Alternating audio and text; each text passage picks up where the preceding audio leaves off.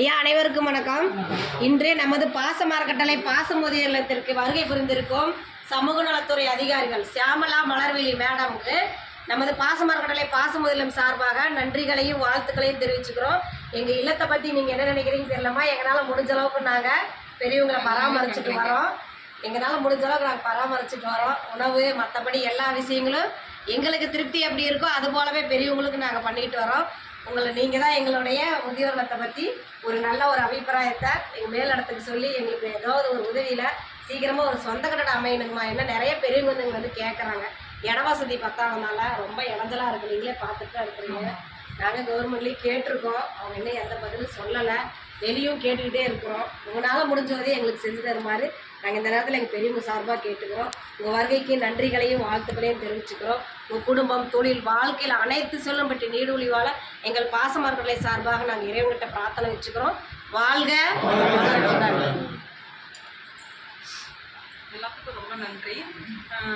இங்கே பாசமரக்கட்டளை இல்லம் வந்து நல்லா சிறப்பாக செயல்பட்டுக்கிட்டு இருக்குது. எல்லோரும் அதே மாதிரி பார்த்தோன்னே எங்களுக்கு ஒரு அபிப்பிராயம் வந்தது. அதாவது எங்களை அறியாமல் ஒரு பாசம் அப்படின்னு சொல்லுவோம் பார்த்தீங்களா, அது எங்களை அறியாமையே வந்தது. எல்லோரும் நல்லபடியாக இருக்கணும். உங்களுக்கு முடிஞ்ச அளவுக்கு உங்களுக்கு கட்டடத்துக்கு எங்களால் என்ன முடியுமோ அதை உங்களுக்கு நாங்கள் எடுத்துக்கிறோம்.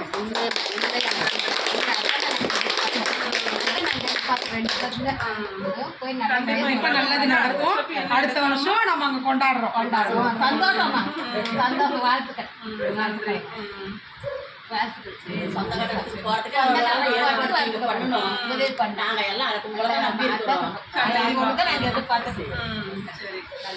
மேடம் கிட்ட சொல்றோம், சீக்கிரம் போயிடலாம்.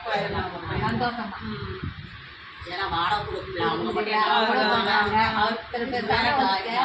சொல்லிட்டாங்க. அவங்க வந்து அவங்க ஒரு பக்கம் அழுகுறாங்க, நாங்கள் ஒரு பக்கம் அழுகுறோம். நம்ம கூட்டிட்டு நாங்கள் எங்கம்மா போய் நிற்போம். ஏதோ அவங்களாம் இது வரைக்கும் எங்களை தாக்கு பிடிச்சி இத்தனையோட பிரார்த்தனை கண்டிப்பா நிறைவேறும். நீங்க பார்த்து கொஞ்சம் ஒரு உதவி செய்யுங்க. கண்டிப்பா கட்டடம்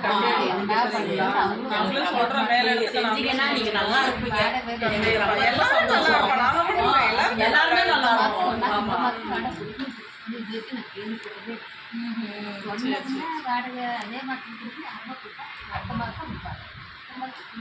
சரி, எல்லாரும் சேர்ந்து பேசலாம்ல. நீங்க எல்லாரும்